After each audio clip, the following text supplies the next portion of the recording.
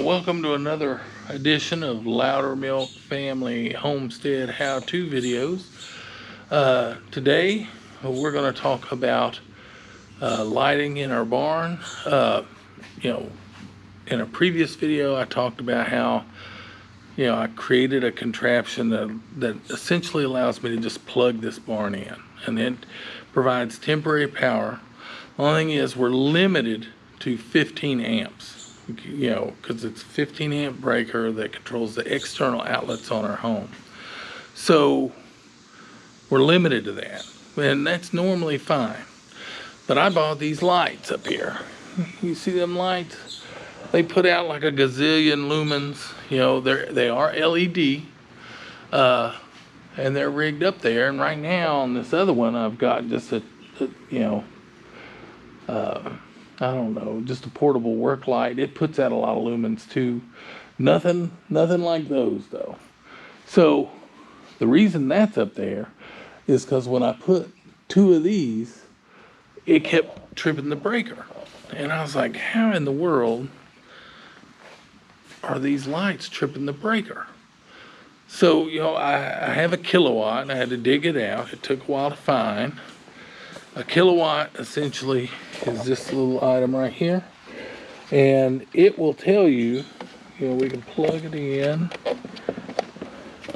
and it will tell you, like there's 121 volts right there, but we can also do amps, and amps are your current, and amps are what trip breakers.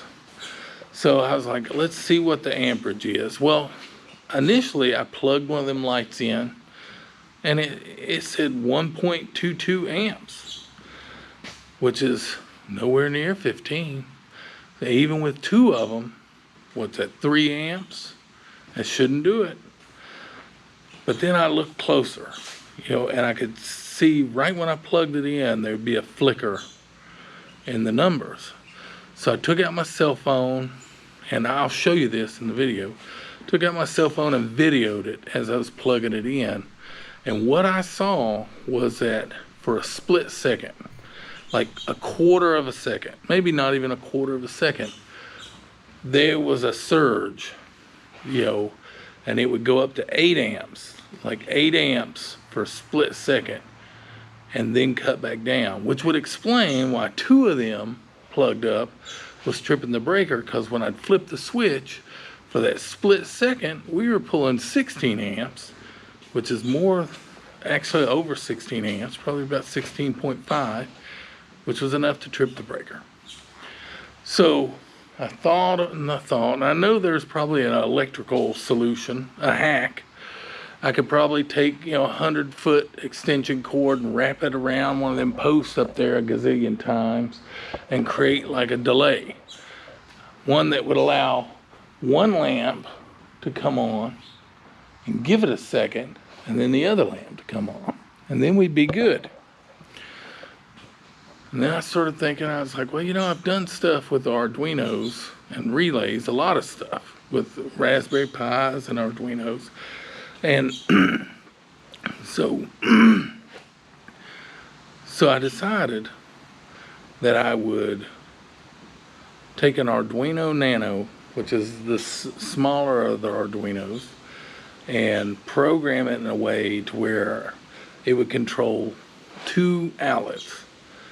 And those outlets would come on 2 seconds apart. So when I flip the switch, and the power goes into the Nano boots up. That takes a second or two. The Nano only pulls 5 watts, so no big deal there. It boots up, and then it immediately starts running whatever program I've got pushed to it. And the program I've got pushed to it, it will light up that light immediately. And then it will wait 2 seconds, and then it will put power to that light right there. Hope you can see. So anyway, and what I've got here, this is the box that's going in. I just had this, I knew it's a cool box, it's waterproof. I knew I needed at some point. It is going to be tight in here, but everything should fit. And, so here's our power coming in from the light switch. It's going to come in here.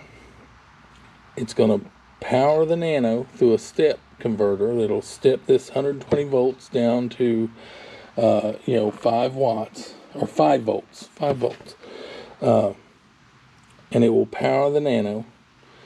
And then I'll branch off this main line here, and the hot wire here will go to the relays. There's 2 relays. It's a 2-channel relay.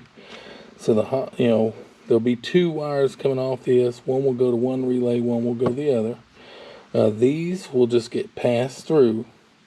So there'll be 2 lines coming out. Well, that's the wrong kind of plug. But anyway, there'll be 2 lines coming out. And there'll be like extension cord lines or wires. And there'll be the female outlet. So anyway, once all that's done, I should be able to plug this in. It'll power the Nano up.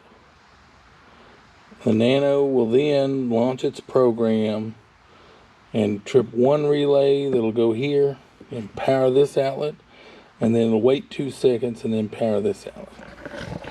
So anyway, I've already got a proof of concept, which I'll show you now, and it's just a concept. I've got a working prototype. I guess I should say that. And we'll switch to that here in a second. Now, in terms of, I don't go into great detail as to what pins I use on the Nano or anything like that, but I will provide like a wiring schematic, once this video is further along. Okay, so once again, just to refresh your memory, go back and watch my previous video. We are essentially, this is the outlet, I talked about. We basically plug the whole garage in to a 15 amp circuit at the house with an extension cord. And this line right here is controlled by this switch. On. And then this is continuous power. It allows me to run power over to the other side of the barn over there. And this is continuous power as well. We can put a charger here, charge cell phones or whatever. But anyway, with that said, we'll skip to the proof of concept and continue the video. Okay, so I've got an Arduino Nano that I've just got plugged into a USB cable here. And this is a data capable cable. So that allows us to program it as well as power it. Here's our 2-channel relay. A relay is what is going to control the voltage to those lights. Okay, so it did take a little work to get the Arduino IDE, that's Integrated Development Environment, set up. My computer didn't immediately recognize the Arduino Nano. I had to go install some drivers, but once I did that, I was able to connect to it from the development environment, and at that point I can push code. So let's take a look at this code here. So as you can see, I've got a counter up here. Actually, I can comment that out. I don't need that. I'm setting the count at 1. I've got my relay 1 and relay 2 defined, and then I've got a delay value, and that's in milliseconds. So 2,000 milliseconds is 2 seconds. And then we've got our setup where we initialize our relays.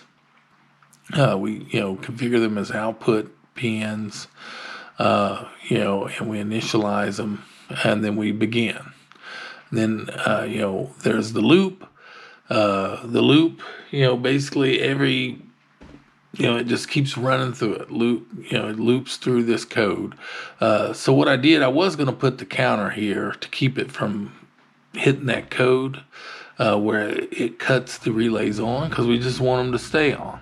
There's no need to keep hitting that code, so in order to stay efficient. So basically got an if statement here that says, if the pin 2, which is relay 1, if it's high, then it will run this code and sets it to low and cuts the relay on. And then we've got our delay of 2 seconds, and then it does relay 2.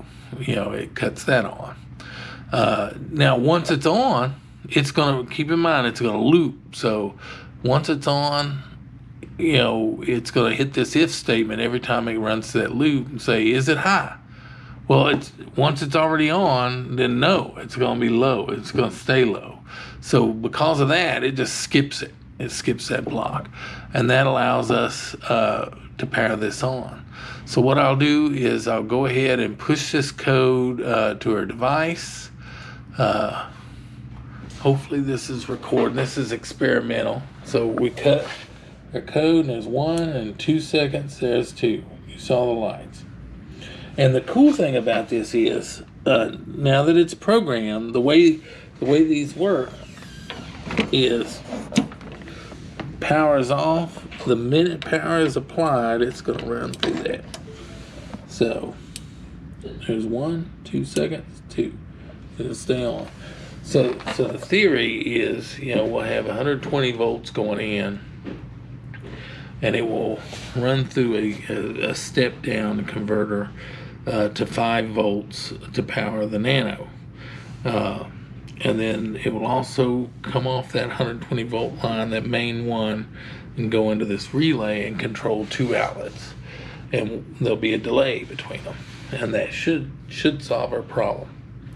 Anyway, with that said, we'll take it to the next step. Okay, I just wanted to demonstrate the full test. So when these lights, this light over here and this light over here, when they light up, that indicates that the relay has closed. So this is one relay capable of up to 10 amps. This is another relay capable up to 10 amps.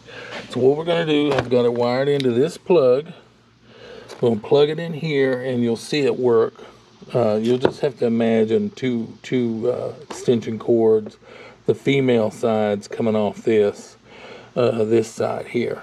But when these lights light up, it would indicate, when power would be applied to those lights. So we're going to plug it in. 1 light, 2 seconds, 2 lights. One more time, I'll unplug. It goes off, plug it in. 1 light immediately, 2 lights. 2 second delay, so it's working perfectly. Now we just got to figure out how to get it all connected up permanently and put into this box here.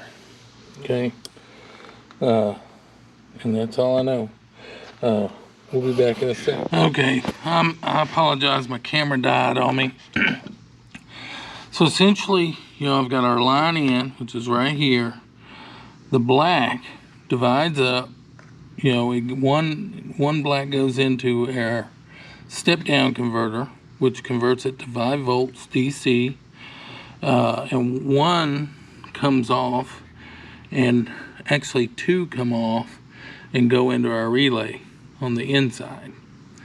And then 2 blacks come out of the relay and go to these larger black cables, which is going to be our out, our output. So when the relays, make the connection, it's going to connect the power to each one of these lines separately. Then, I had to get creative because I ran out of cords. I needed a way to fix it to this. So what I'm going to do, I've got the glue gun heating up. I'm just going to kind of glue those on a little bit.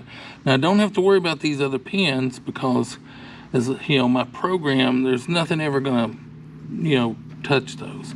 The main thing is I just don't want any of these pins or any metal at all touching any of the high voltage. Okay.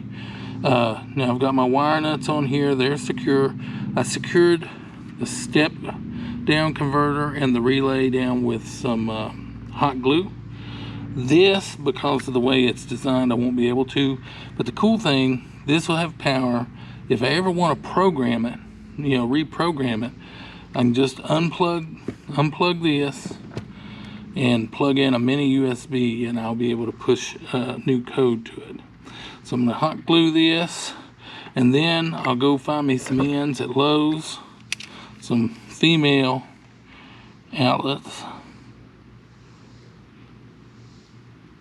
There we go.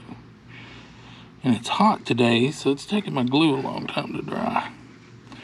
But this just makes sure that when I close the lid of the box and stuff, these don't go anywhere. Okay.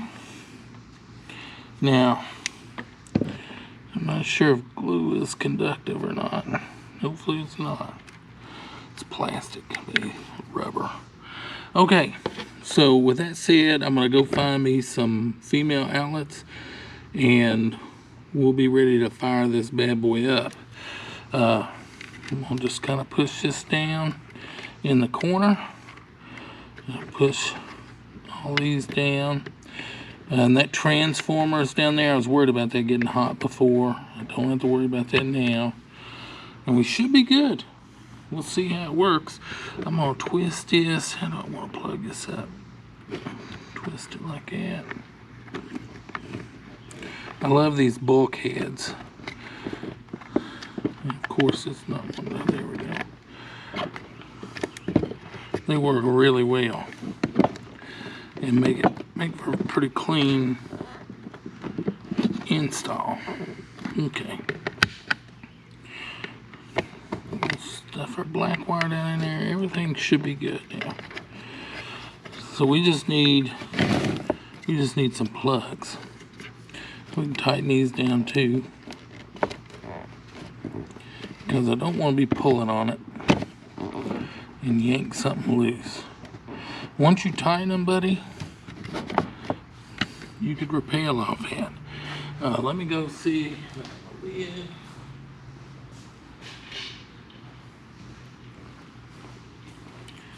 So that'll just go like so. Clean install. So let's go find some plugs. Okay, moment of truth. We're gonna plug it in and see if it blows up. Now, there is nothing plugged into these two guys yet.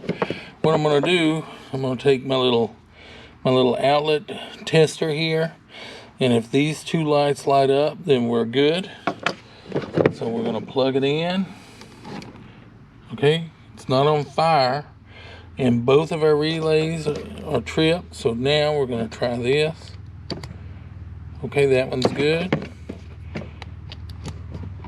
That one's good. Okay, so we'll unplug this, and I'm gonna button her up, and then we'll give her a proper test. Yeah, there's gotta be a faster way. I'll probably do this with a cordless drill, but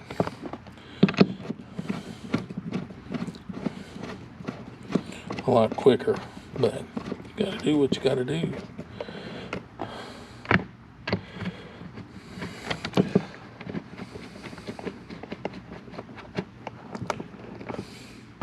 And these enclosures, they are waterproof. I can't remember, I think I paid like $7 or $8 for them. Okay, so we're closed, and this is our final product. Let me fix you. So we got our two outlets and our end right there, all with a waterproof bulkhead. You can't pull them, so we're good. I'm gonna stop the video. I'm gonna go find something to test. So we've got our box here. The best I could do, I got a work light, and I got these lights. Hope you can see that. Lower it down. Got a string of these outdoor lights. So we'll plug it in, and what should happen is one should come on almost immediately, and the other one will be 2 seconds after. So we'll plug this in. 1, 2. Let's do it again. 1, 2. See how it works? I'm proud of that. Okay, so with that said, hopefully that will resolve our problem. We won't know until we get it up there. Actually, I can test it on the ground, but the way the lights are designed, you wouldn't really be able to see it. So the next step for me is to test that, on the big lights, and make sure it doesn't trip the breaker. And if it doesn't, then we'll install it up there, and I'll show you the results of that as well. Until then, peace out.